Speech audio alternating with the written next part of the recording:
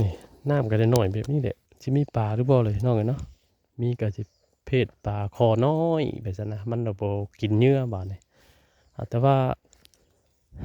ช่วงนี้ก็บ่ฮู้ว่าเป็นหยังบ่ปลาบ่ค่อยกินเด้มาแกงเบิ่งก่อนน้ำนิดหน่อยโอ้น้ำนิดหน่อยอีกเนาะ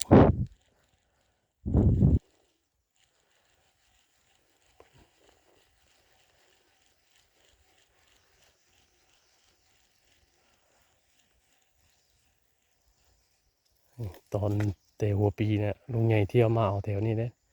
ประเภทปลาสูตรเนาะพวกเรานี่ก็มีเด้พุ่นน่ะปลา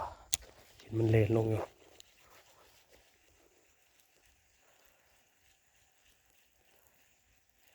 ปลามันสลัดแล้วก็บ่ฮู้ได้เนาะแกกินหยังกันมาเนาะเอ้ย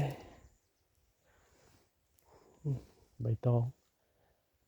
ใบตองลายส่วนลายเนาะใบอันนี้นะใบไผ่ใบหยังเนี่ย